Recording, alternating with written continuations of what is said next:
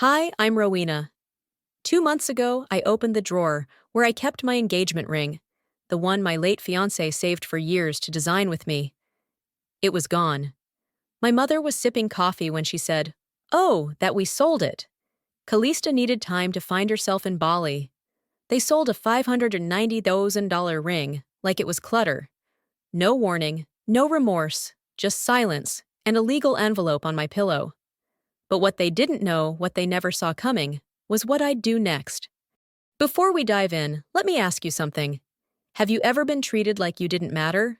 By the very people who were supposed to protect you? Drop a comment. Tell me what time you're watching this and from where I read everyone. Friday mornings had a way of holding their breath around here. Denver was just beginning to thaw. Soft rays of sun slipping past the blinds, casting pale gold across the dresser. I hadn't bothered to polish in months. I sat on the edge of my bed with one sock on, brushing off the quiet tension I'd felt all week. It was Everett's anniversary. 2 years to the day, 2 years since the world folded in on itself.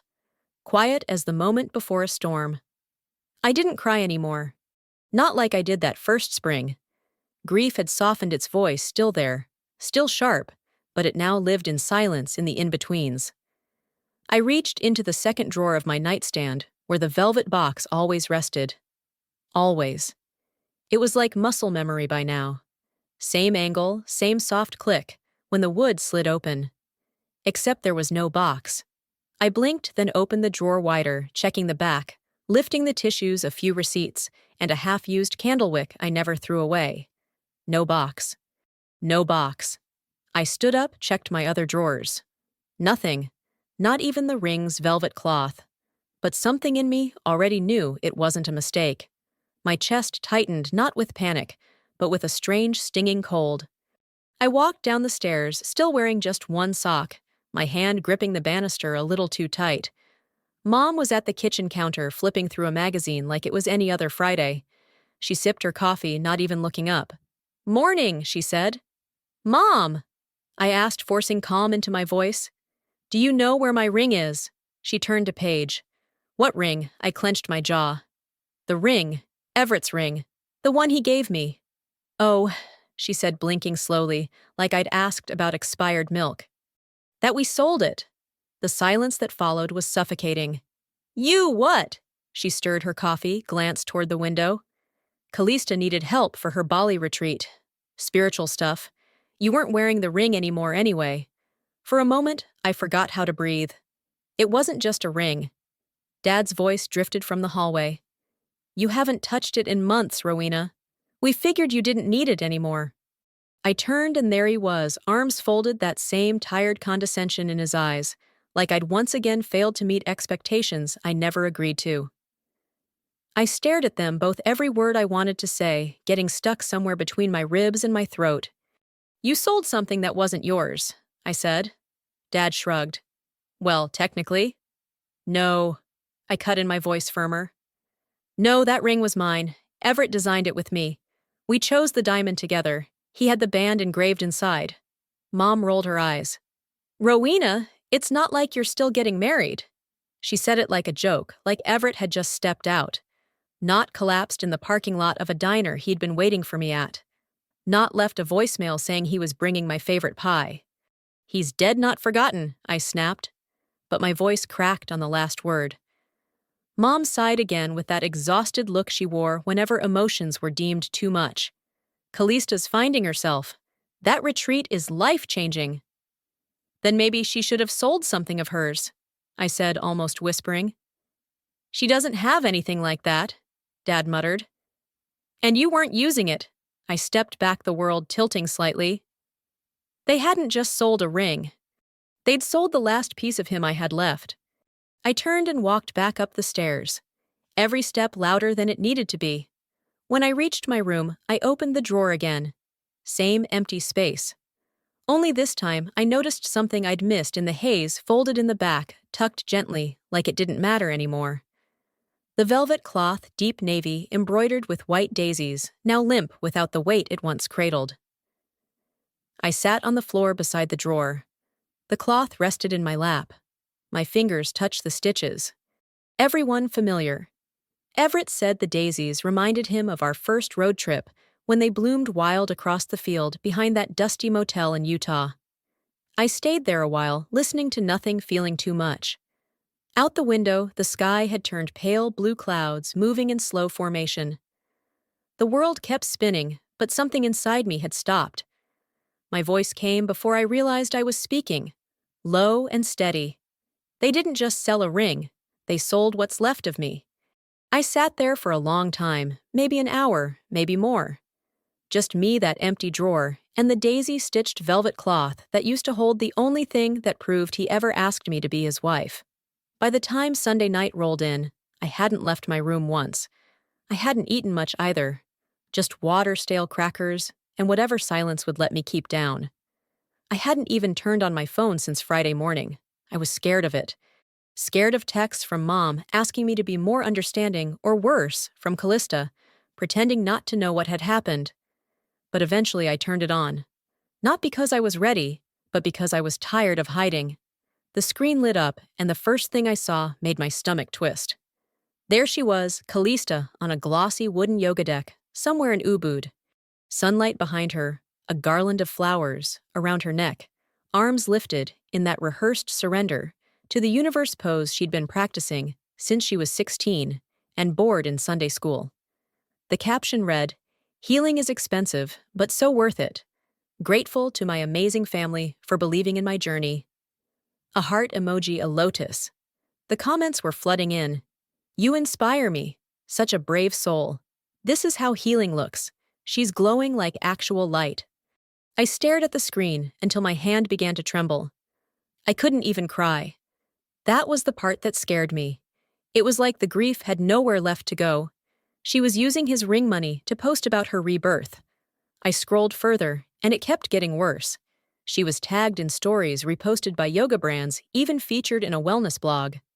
From pain to power, Callista Blaz's transformational journey. There was a paragraph about overcoming generational dysfunction, another about how she chose the hard path of self-love. I nearly laughed. I wasn't mentioned once, not a single line. No one knew that, while she was stretching into the sunset, I had been sleeping on the floor of my childhood bedroom, because my parents gave away the bed I bought after Everett died. Said it was too big for one person. Anyway, I kept scrolling, but my mind was already pulling me back. Flashes of growing up with Callista, the tantrums, the slammed doors, the way Mom would sigh and turn to me and say, "You're the strong one, Rowena. Help me keep the peace." That was the job I never applied for, but never got to quit. Everett used to say, "You don't always have to be the one holding the house together while it burns." But apparently, I didn't hold it well enough, because now they were dancing in the flames, and I was the ashes. Around 8:30, I finally dressed and drove out to the cemetery. The wind had picked up. The gate creaked as I pushed through. I walked the narrow path between graves, carrying nothing but my phone, and that crushed feeling in my chest that hadn't eased since Friday. When I reached Everett's stone, I didn't kneel. I just stood there. "They used your ring, Everett," I whispered. "They sold it so she could post gratitude quotes in Bali." The wind rustled the dried leaves at my feet, and I could have sworn something in me cracked just a little more. Back home, I sat on the floor again scrolling. Her latest post had nearly 2,000 likes. A drone shot over rice fields. She was mid-spin, arms outstretched. Caption: "Sometimes you have to leave the noise to find your soul." I didn't think. I typed before the shame could catch up. "Hope the healing was worth it. I paid for it." I hit send. The comment disappeared into the sea of praise. 10 minutes later, it was gone. Deleted. At 10:42 p.m., my phone buzzed. "Mom, let your sister have this moment. Don't start drama." Drama. That's what they called it. Not eraser, not betrayal. Drama. I didn't reply. I just stared at the screen and reread that message until the words blurred. Then I scrolled up to see Callista's face again. People think grief is loud, wailing, sobbing, storming out, but it's not. It's being erased slowly, while the world claps for the person holding the eraser. I wasn't trying to start drama. I just didn't want to disappear again. I wasn't trying to start drama. I just didn't want to disappear again. But apparently, in this family, even the act of existing outside their script counted as rebellion. 3 days had passed since that comment vanished from Callista's post. Just like me, apparently. I sat at the kitchen table mid-morning, same one I'd eaten cereal at since I was 7. A small folder lay in front of me, neat closed, everything inside, stacked precisely. Partial receipts for the ring, Everett's old email confirming the appraisal, and a note from his parents, written in a grief-soaked cursive, thanking me for caring for the ring until it became part of your new chapter together. I pushed it across the table toward my father. He didn't even touch it. "You keep going like this," he said, without lifting his eyes from the Denver Post, "and you'll ruin your own peace. We can't undo what's done." I watched him stir his coffee like it was the only thing that mattered. "But you can at least acknowledge what it was," I said, trying not to shake. He sighed, folded the paper, and finally looked at me.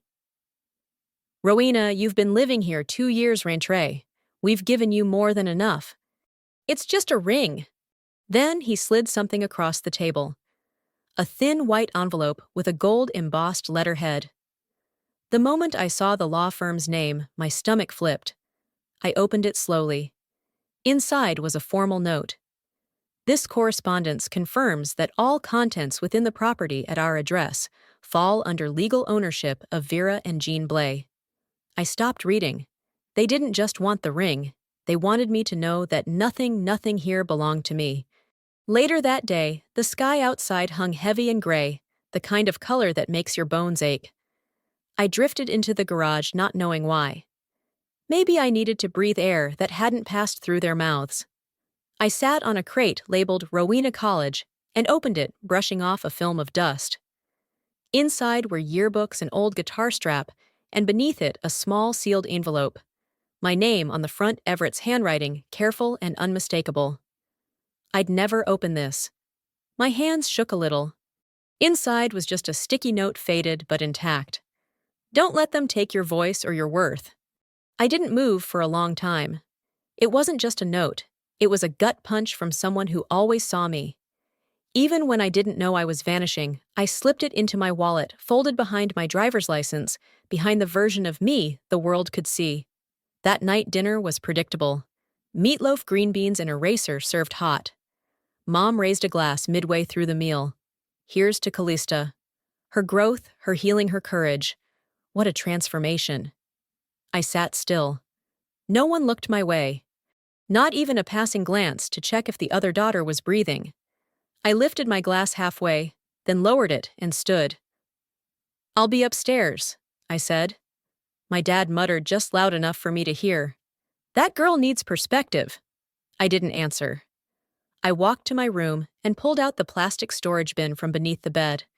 Bills, receipts, copies of insurance forms, email printouts, statements from my joint account with Everett, things I hadn't looked at in a year. I didn't know what I was looking for, but I knew I needed something that wasn't theirs. Something that reminded me I used to have a life, a love, and a voice. The scanner beeped quietly as I fed in page after page. I created folders. I labeled timelines. Somewhere along the way, I stopped crying, stopped asking for acknowledgement. Something inside shifted from wanting to be heard to refusing to be silenced. They'd taken the ring, but they hadn't taken the truth. Not yet. I didn't know what I was building. I just knew I needed something that was mine. I didn't know what I was building. I just knew I needed something that was mine. By Thursday night, the pile of documents on my desk had doubled. Receipts, bank transfers, insurance forms, each one scanned, labeled, and stored into a folder marked Truth. There was no master plan, no legal motion, drafted, just me, pulling string after string together, before someone else yanked them from my hands. Rain tapped against the windows, soft but steady, the kind that blurred everything outside, just enough to match how things felt inside me. I sat at my laptop highlighting a paragraph from Everett's old email when I accidentally brushed the trackpad. An old browser tab opened one I must have left bookmarked a year ago. It was a podcast. Autoplay kicked in, and then I heard her voice. "Healing begins when we decide to release the roles other people force us into." "Callista." I froze. I didn't move. My hand hovered mid-air, caught between closing the window and needing to hear every word. The host's voice chimed in. "That's so powerful, Callista. Can you give us an example of that release?" There was a pause, a sip of something, and then I had to separate myself from the grief in our family. Some people, they cling to pain, like it's a personality. Every muscle in my body locked. I couldn't even blink. She was talking about me. I listened on. I walked away. It cost me so much, but I chose joy. I gave up everything, even objects tied to trauma. You can't move forward while dragging symbols of emotional debt. I mean rings. They're just objects soaked in pain. I don't remember hitting pause. I just remember staring at the screen, my reflection in the dark monitor, staring back at me like it didn't recognize me anymore. 50,000 listens. 50,000 people heard my story twisted out of shape and sold back as her brand. She'd turned Everett's ring into a metaphor for toxicity. My grief, our love, reduced to clickbait. I didn't scream. I didn't throw the laptop. I just sat there. My fingers hovered, then moved slowly. I downloaded the episode, saved it into the folder. Then I opened a new document and titled it Timeline of Misuse. That night, the file grew steadily, my breath, the only sound in the room, aside from the soft hum of rain and betrayal. Around 10 hours, I grabbed my coat and keys. I didn't tell anyone I was leaving. I just needed to scan a few things. Everett's letters mostly, and the local coffee shop had a scanner in late hours. I drove in silence, the windshield wipers setting a slow rhythm. At the coffee shop, the barista didn't ask questions. I ordered a black tea and found a corner near the back. One by one, I slid his letters into the machine, his handwriting growing shakier in the later ones. Each scan made the truth heavier, not lighter. I love how you see people one-line read, even when they've forgotten how to see you. I pressed my hand over that page. I didn't want revenge. I just didn't want to be rewritten. By the time I returned home, it was close to midnight. I changed into an old sweatshirt, pulled my hair into a low knot, and sat cross-legged on the floor near my desk. In the drawer beside me, folded carefully still clean after all these years, was the velvet cloth. The one with the white daisies embroidered in its corners. The one that once held the ring. I took the USB drive where I'd saved the podcast and wrapped it in the cloth. Some things you wrap not to protect, but to remember. I placed it gently in my purse, zipped the top, and let it sit there like an anchor. I wasn't ready to confront them. Not yet. But something inside me had changed. I wasn't breaking anymore. I was collecting. It wasn't about proving them wrong. It was about finally remembering I'd been right. It wasn't about proving them wrong. It was about finally remembering I'd been right. Friday evening settled over the house like a wet coat, heavy, damp, unwelcome. The gray light outside hadn't shifted for hours. Inside, silence pressed in from every wall. My parents had gone out for dinner, leaving behind the faint scent of my mother's lavender perfume and a Tupperware container of meatloaf I hadn't touched. I stayed upstairs, door half-cracked, laptop shut. My body ached from sitting too long, but I couldn't bring myself to lie down. I needed something, anything that could remind me. This house hadn't always felt like a prison. So I went digging.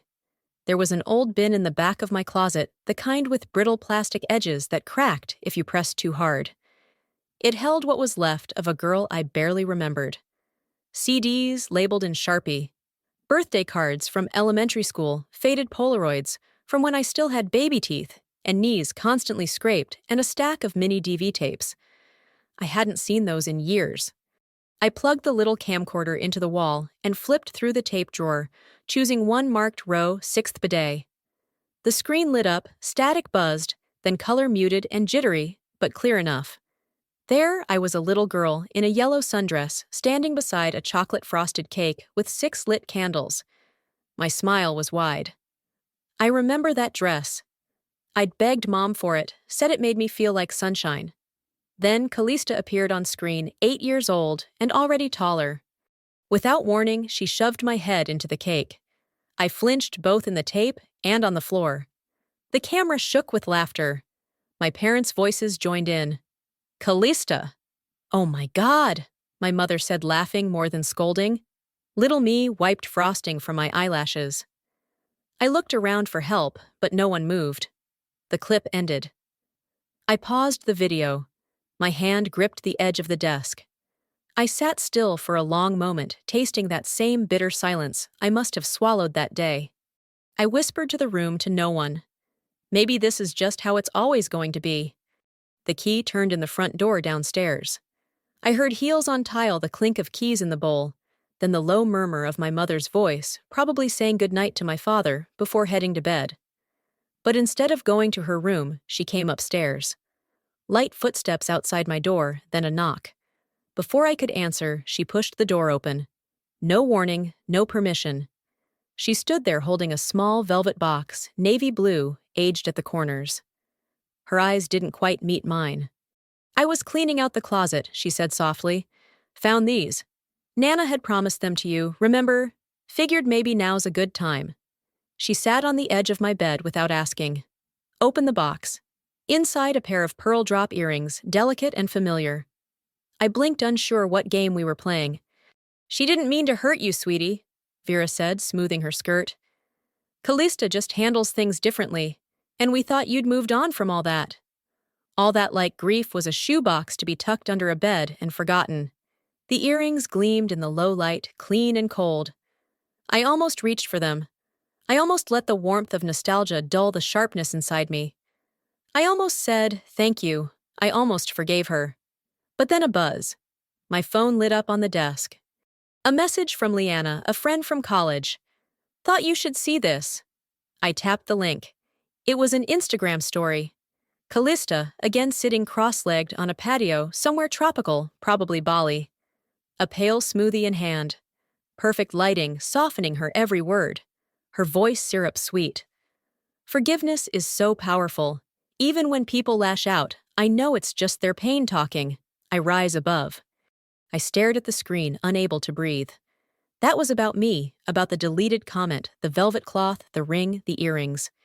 Every inch of my restraint being used as ammunition against me, repackaged as her saint-like patience.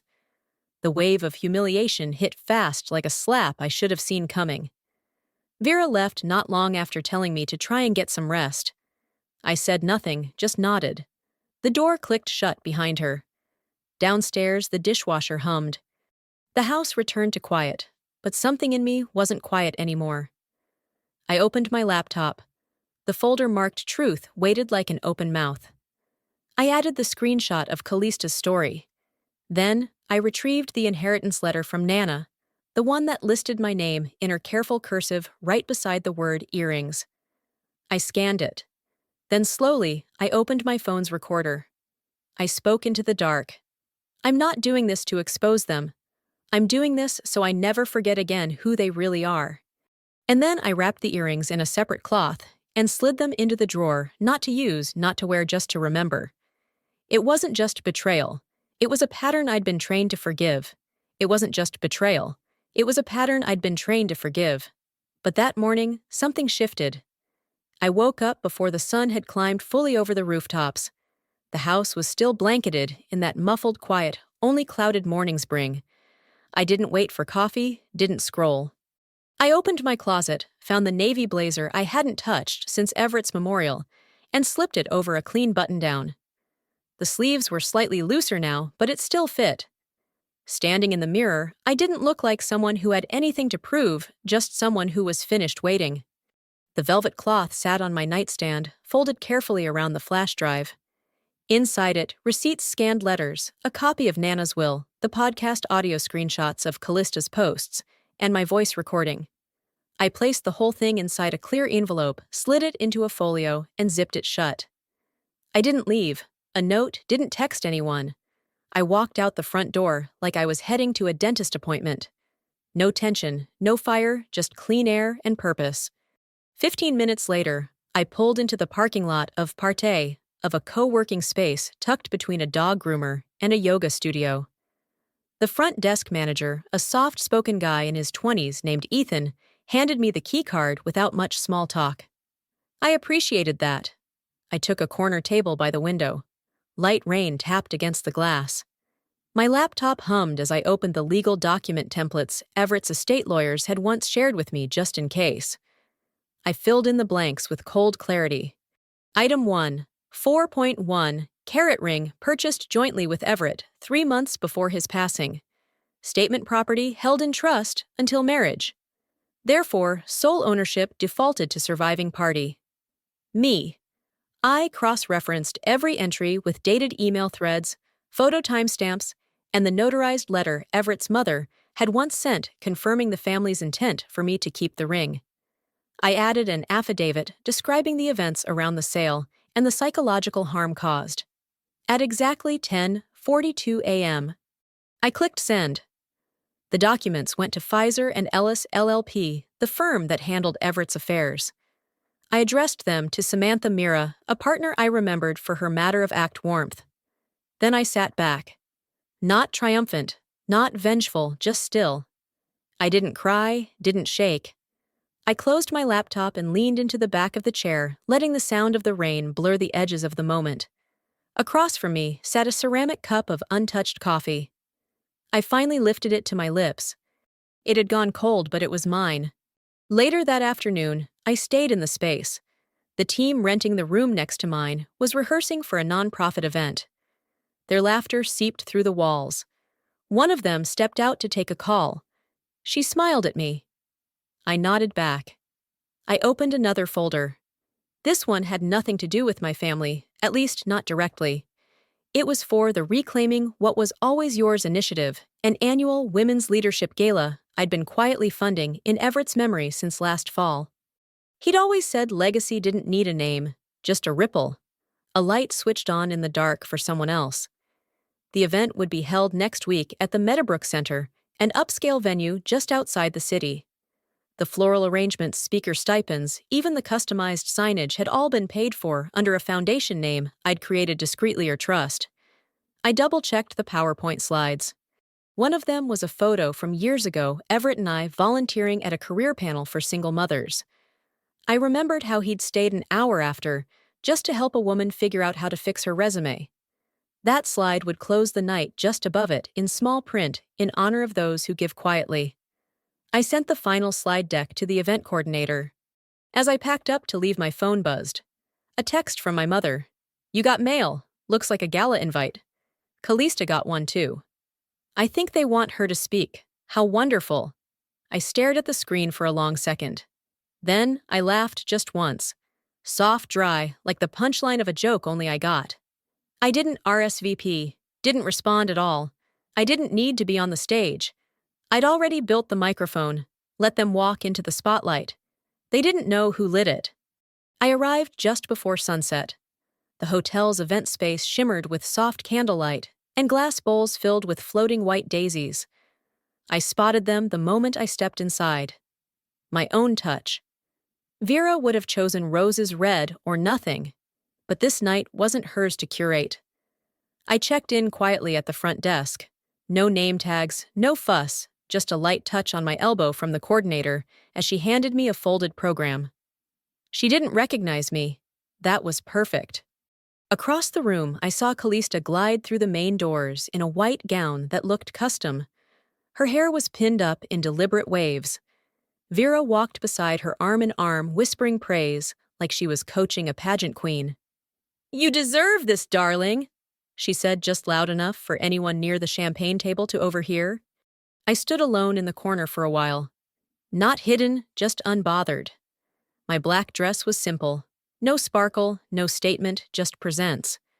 My clutch was tucked close against my ribs. Velvet cloth folded neatly inside, pressing against the envelope I hadn't let out of my sight all week. The music softened and the room shifted. The host stepped onto the small stage to welcome the guests.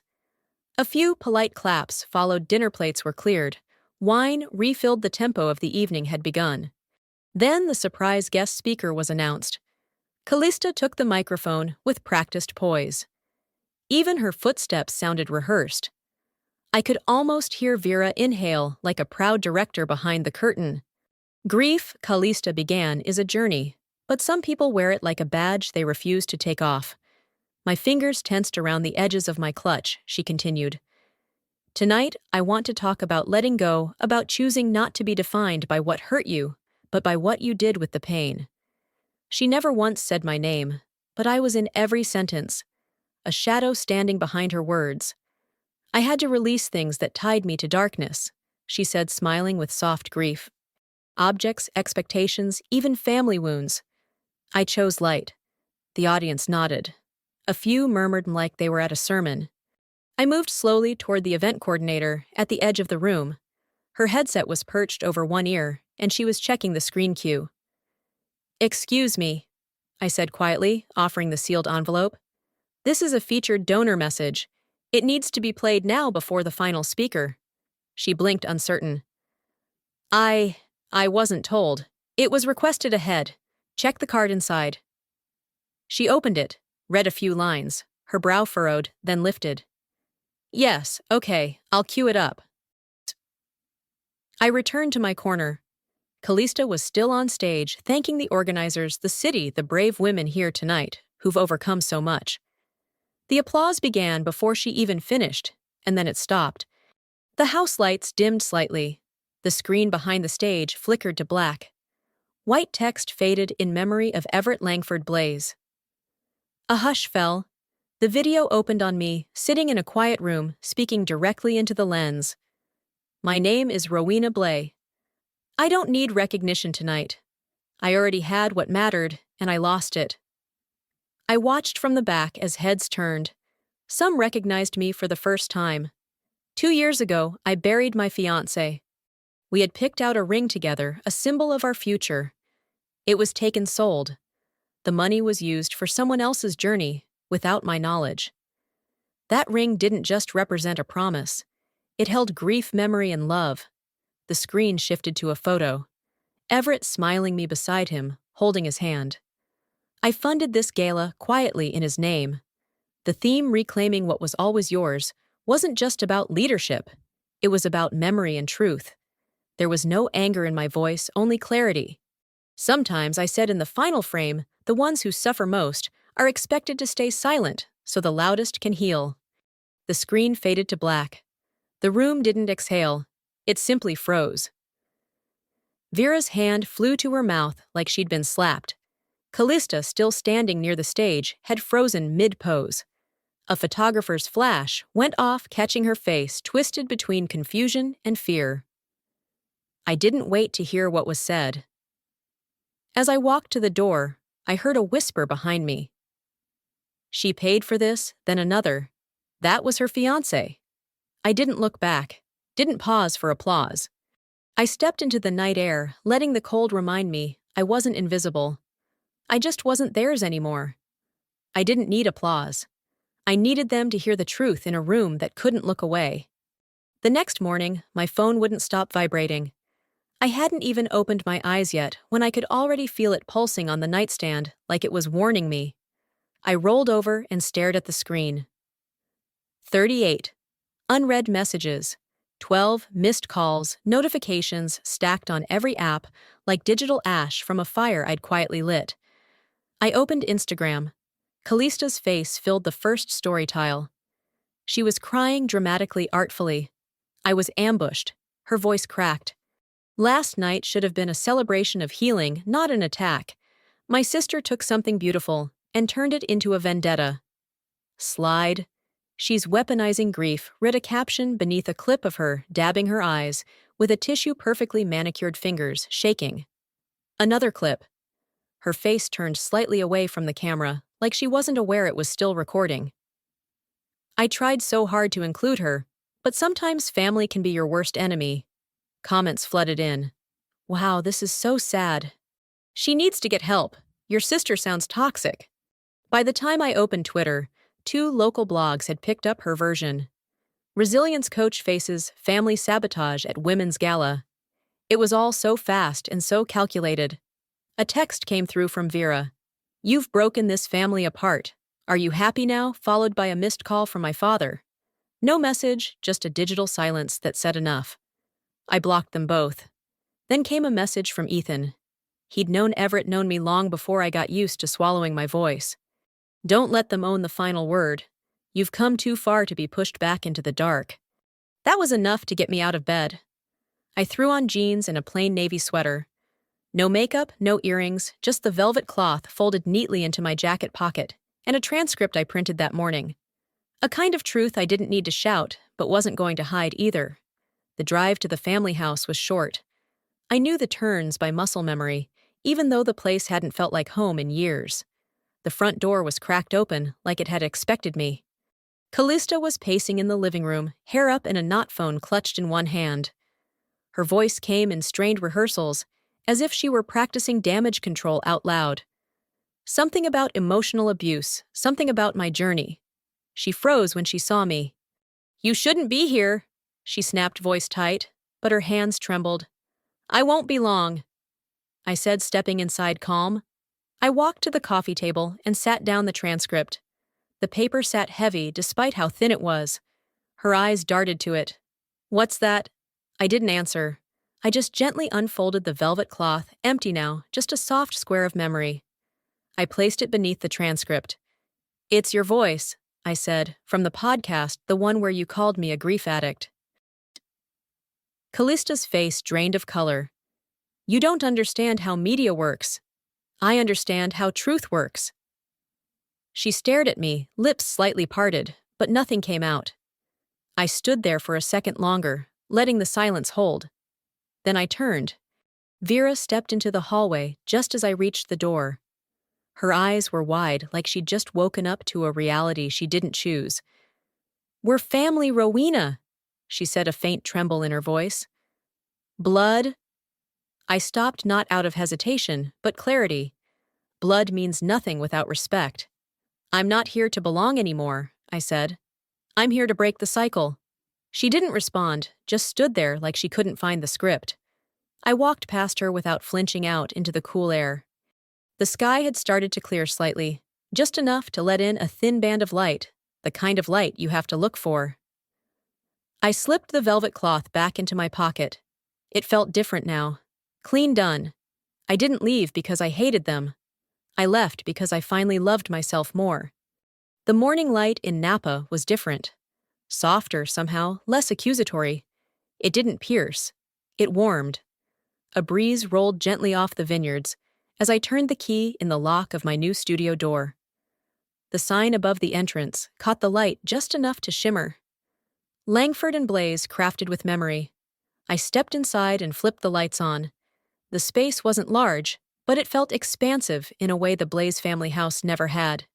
Wood floors, brass fixtures, a row of works, facing wide windows that framed the hills like an oil painting. The walls were painted a gentle cream, and my tools were lined in silent order. Pliers, molds, flame torch tumblers. I hadn't realized how much I missed the smell of metal warming under heat. It was something between hope and finality. That first week, foot traffic came in steady. A young couple from San Francisco wandered in looking for wedding bands with soul. A woman in her 70s asked if I could set a locket into a ring so she could carry her husband's photo, not just memory. Then there were the quiet ones, locals, who didn't say much. Only looked around and then whispered, "You're the one from the gala, right?" I'd nod, smile, nothing more. On one shelf in the back corner, under a soft spotlight, was a glass case. Inside, folded perfectly in half, was a familiar velvet cloth. Framed beneath it was a handwritten note. "This piece is not for sale. It cost everything to make." Beneath the cloth rested a band diamond and steel, seamless in its fusion. Etched along the edge, one delicate daisy. Not ornamental, not flashy, just quiet and certain. One afternoon, a little girl wandered in with her parents. She pressed her nose to the glass and pointed. "Who made that one?" she asked. I crouched down beside her, resting my arms on my knees. "Someone who used to be silent," I said. She turned to me, brows scrunched. "Are they better now?" I smiled, real and soft. "She's still learning, but she's not silent anymore." Weeks passed without a word from Vera or Callista. No calls, no texts, but that was its own answer. Then one Saturday, I received a short message from an old family friend named Lorraine. I hadn't spoken to her since college. "Saw your tribute at the gala. Your mom never said anything, but she kept the video on her desktop." I read the message twice, then I let it sit. I didn't reply. Didn't forward it to anyone. Just let it be. Sometimes an apology doesn't come with words, but it doesn't mean you wait your life to hear it. I walked over to the workbench and slid open the top drawer. Inside was the original receipt for the velvet box yellowed from age. I placed it beside Everett's final note, the one that had lived in my wallet ever since. Don't let them take your voice or your worth. Outside, the clouds had lifted. Sun spilled across the cobblestones. I walked out front, breathed in, and turned the sign to open. As the day went on, I melted silver.